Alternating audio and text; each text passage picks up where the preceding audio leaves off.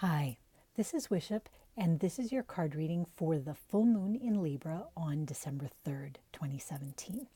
Thanks to everyone who showed up last time because we had a bunch of new people, which was great. And thanks, as always, for your subscribes and your likes and your comments. So, the first thing I want to say is if you want more discussion of the nature of the extremely transformative energy we're in, you could go back to the new moon video in Scorpio because that was really all about this difficult and challenging process of transformation that needs so much faith to get through. So what I see coming forward now, at least astrologically speaking, is that these changes are now manifesting not just in whatever it is that we are doing that's different. Like, for example, you might have changed homes or jobs. You might have gotten a pet. You might be considering a change in lover or organizations. Or so all of those changes, those transformations which we're talking about, they have tentacles, so to speak, and they're now impacting other parts of your life. And that image that you broadcast out to the world, the reflection of yourself, is different. You may be experiencing that as a change in personal style, that you feel like you need to make a change in your image in the world in a very concrete way. I want to change the way I look. I want to change the way I dress. But it can be more than that. It can be, or different than that. It could be you're changing your philosophical image. You're changing your position within organizations that you're a part of or associations you're a part of. You're making clear positions that have been a long time coming forward in you, and now you're manifesting them out into the world, and you're making these opinions known. And there is a possibility that people who have assumed, excuse me, that they know what you think and they know who you are, may be looking at these changes in your image, in what you do, in what you invest your time and effort into, in the things you hold valuable. They're looking at these changes in you and going, I don't like this. So I think you should quit that new job. I think you should dump that new, that new person you're dating. I think you need to stop this health regime you're on because I don't like the changes in you. This is a real issue because you are transforming quite possibly, and they may be transforming too. The person who's not so crazy about what you're doing may be transforming themselves and not be aware of it. And as their own transformation brings them further from you in some ways, they're grabbing on to sameness, to routine, to the past in order to try to feel secure. So I think in this way, those of us who are aware that things are really insecure right now have a small advantage because at least we know we're supposed to feel a little unmoored and a little nuts because things are all up in the air. There's very little earth energy holding things down right now. There's fire and there's air. Things are flammable and they're going up, but it's also extremely exciting. There is opportunity here. In very deep ways. Secrets are bubbling to the surface. We see that happening, right? There are changes of power. There are changes of authority. There are changes of where resources are being allocated. That is happening. But it also opens up vacuums of the unknown. What are we going to do about that? How are we going to try to make things better? How are we trying to reform things? So I think all of that is, those are big questions. So where you have started this extremely internal, personal process of transformation, and you've made steps in your life to honor that true self that you're trying to be, it may bring you into changes now that are showing up in your image, in the way you project yourself in the world, and other people may not feel totally cool with that. Or you may be having your own adjustment problems. Like, I wanted to be, more outspoken about my views, but I've kind of gone a little bit overboard in a way that I'm not sure is exactly what I want, and I need to recalibrate. I need to find my level again. I need to find what feels like balance to me. So it could be you, it could be someone else. These are going to be a little bit challenging times, and try to be patient with yourself because you are going to find that balance. But in some ways, you are a new creature, and it's possible you could wake up every morning and look at yourself in the mirror and go, who is this person? What is it I'm doing? So I thought I would do Lenormand cards, and then I'm going to use those with a Geomancy card. So I'm using 2 for the center focus because I'm sort of playing off the Gemini twins. Oops, the bouquet is back. Look at that. Okay, so you can look at that new moon in Scorpio card if you want to know. Oh, here we go. All right. Okay, the bouquet and the child. So here we are back to the idea of the new beginning. The child is something which has started small. The child is something which is just at an initial standpoint. It can be something that's joyful. It also has, as the inset, if you can see this, there's the Jack of Spades, which I think of as the Knight of Swords. So the Gemini card.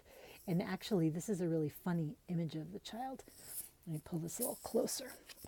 Let's see if I can get this in focus. I hope you can see this. This child is like kicking a ladder of a treehouse. So there's this idea that there's something to climb up to. Or maybe this kid wants to go where the big kids go and is a little bit frustrated with it and is sort of kicking at the ladder because the child wants to get up there, wants to go up, wants to play. And I think that with the bouquet, really, you just go back to last week.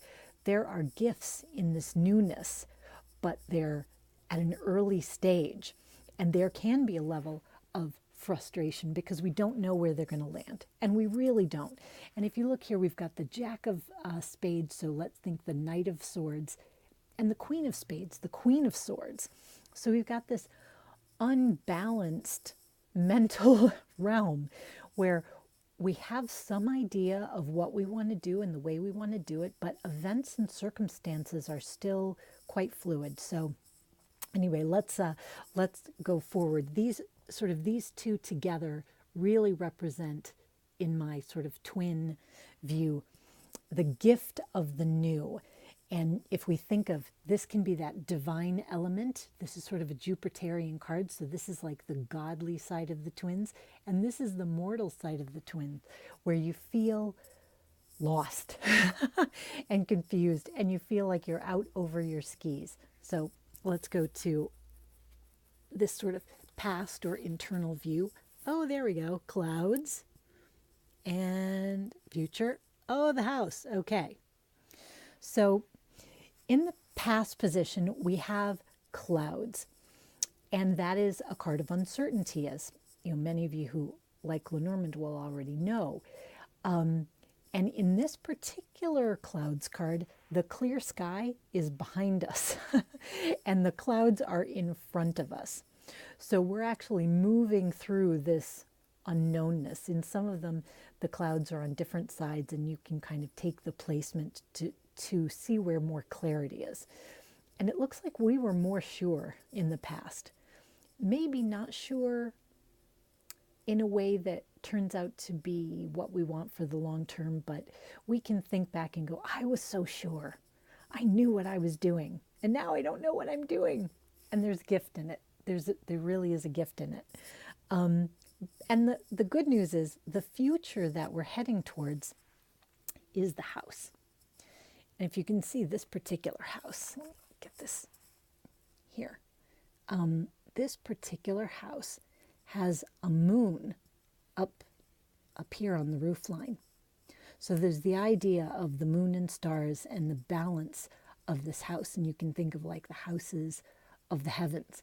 And it's got the King of Hearts in the inset, which I think of as the King of Cups, which is a very stable and trustworthy figure. It's also the number 4, which is highly stability oriented. So we are moving to a new stability. But that stability, if we connect it up with the child here, it's going to be a new stability. There's going to be a new house where we're setting up new structures. And that seems like definitely what we're going to be doing. December 3rd, Mercury is also going to go retrograde. Saturn will be moving into Capricorn in later December. And right now, Mercury and Saturn together at the time of this full moon are going to be in trine with Uranus in Aries and also Pallas in Aries. So there's very much this support. You know, it's just hard to say otherwise, just this divine support for radical change. And at the time of the full moon, we're going to have the moon at 11 degrees Gemini. And when we think of that 11 up and down, you think of the shape of the symbol for Gemini, of the twins. The sun will be at 11 degrees Sagittarius. So we've got this idea of the 11 sort of portals that you walk through, these gates, these binary choices, this or that. At the same time, Uranus is at, Neptune will be at 11 degrees Pisces, and Jupiter will be at 11 degrees Scorpio. So we've got thresholds, we've got choices, we've got portals that we're walking through. It is really unclear now where we're walking through. Like, we've got, here's this front gate, and here's this dark doorway. Are we going into a haunted house, or are we going into our new dream home? There isn't any clarity on that at this moment, and there still isn't. And I am sorry about that for all our sakes. But at least you know you're not alone. At least I hope you do. So looking at the geomancy, I'm going to use the numbers, the assigned numbers from Lenormand, which are 6 for the clouds, which is even, which are 9 for the bouquet, which is odd, 13 for the child, which is odd, and then 4 for the house, which is even. So we've got even, odd, odd, even. And if you look at that in geomancy, that makes this glyph, which is called conjunctio. Let me see if I can get that in focus for you. These are my little sort of cards. So if you see in the upper right hand corner, this is the glyph, and then this is the symbol that I use for it. It's actually Mercury in Earth, so it's a Virgo card, and it's union. If you see the way these trees are growing together, it's union, it's choices, but it can also be chance meetings, it can be serendipity, it can be new agreements, new alliances. So very much we're still in the world of the new. Let me get this back in focus. Another thing, maybe I'll just show you, interestingly enough, is the other side, the sort of partner glyph of conjunctio is Cursor, which is Saturn and Earth. This is Capricorn, and this usually represents limitation and jail, right? So this is the alchemical crossroads, you could say, right? We're at a crossroads where we're combining new things. We are breaking out of something, right? We thought we were sure of it. We thought we knew what was going on, and then we got very unsure. We transformed the nature of our feelings about things, and we're also seeing the world and images transform around us, which can include your own personal image that you're broadcasting, anything really in any way. And you're also seeing changes of image and structures around you in big ways. This is all going to settle down, but not right away. We're still at a very early stage, and there's still a lot of walking through a dark room and trying not to stub your toe. I think it's very exciting because for things that I have hoped to see change, some of them that I never thought I would see change are kind of changing, and it's pretty interesting. So anyway, I hope you're enjoying the ride and not just feeling terrified. And well, thanks for being here. And Give thanks, be grateful for everything if you can, and rock on with your bad selves.